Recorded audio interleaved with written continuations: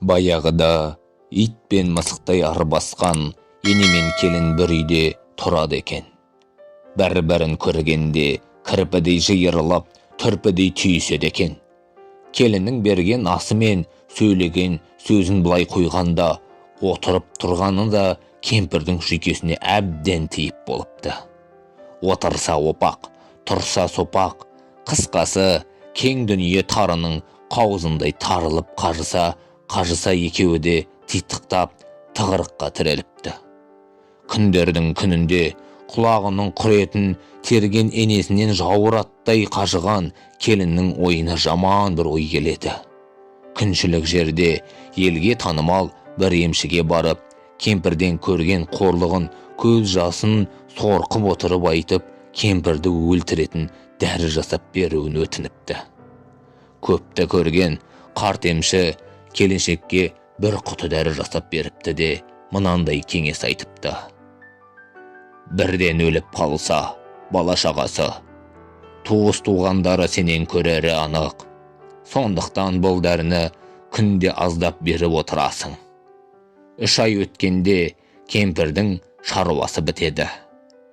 Қатаң ескерту бар. Ол кісіге бұрынғыдай сөз қайтарма. Не десе де сіздікі жөндей бер. Дәрінің өнімі сонда жақсы болады. Ашуланса, дәрінің қуаты әлсірей береді. Енді онсыз да 3 ай ғана ғұмыры қалды ғой, дейді. Келіншек үйге келіп, емшінің айтқанын айнытпай істеуге кіріседі. Алғашқыда біраз қиналады. Кемпірдің ерні қыбырлай бастаса, келіннің де тілі жыбырлай бастайды. Көкірегінен лап етіп көтерілген қызыл жалын жұтқан шағына келгенде, емшінің айтқан сөзі есіне түсіп, қалғынып тұрып қалады. Сөйлеп қалқақпас. 3 ай ғана ғұмырың қалды ғой деп, іштен тынады. Солай да солай апта өтеді, ай өтеді. Кемпір болса аң-таң, баяғыдай арсылдап тұрған келіні жоқ. Әй, әкел ананы, тарт мынаны деп қолды бір сілтесе болғаны, келін байқұс жерге салмақ түсірмей желеді. Қимылы да, сөзі де мамықтай. Міне апа, тағы не керек, айтқаныңыз болсын деп қиылып тұрғаны. Сөйтіп жүріп, өзі де сөз қайтармағанға үйреніп, бұрынғыдай емес, бойы кеңейіп қалғандай күй кешеді. Енді кемпір отырып алып ойланады. Мына сорлыға неге ұрса берем? Сонша не жазып еді? Деп өзін кінәлай бастайды. Дауысы бәсеңдеп, өзі де жұмсара бастайды. Бұрынғы әдетінше қатқыл бастап қалғаннан кейін сөздерінің аяғын міңгірлеп, өзі бәсеңдетеді. Бір күні кемпір келінін еркелете шақырып алады да, аузында өмір бақи бадандай қара құлып тұратын сандығын ақтарып, мынау білезік шырағым, мынау жүзік, бәрі де сенікі. Мен оны көрге алып кетеді ғой дейсің бе? Тағып ал. Көркейіп жүр қарағым деп елжірейді. Міне қызық.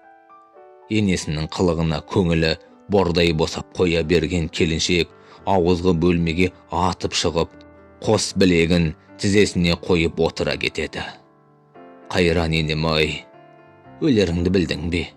Бұл неткенің, қадіріңді ғұмырыңның соңында бірақ білдім-ау. Бірақ ай қалғанда деп бетін басып, ағыл тегіл жылайды. Содан кейін өкпесін қолына алып, өткендегі емшіге жүгіреді. Өзінің оңбай қателескенін айтып, әлгі ішіткіңіздің күшін қайтарып, енемді аман қылып қалатын дәрі жасап беріңізші деп, жылап, еңіреп, етегіне оралады. Тартысты мол өмірден талай көйлек тоздырған әлгі емші келіншекті шынтағынан сүйіп, орындыққа отырғызып қойып былай дейді. Мен берген дәрі кәдімгі су болатын. Адамға ешқандай да зияны жоқ. Менің мақсатым орындалды. Енең Алланың берген жасын жасайды. Әзір өлмейді, бара ғой депті. Есі шыға қуанған келіншек Бұл жайнап үйіне қарай асығыпты.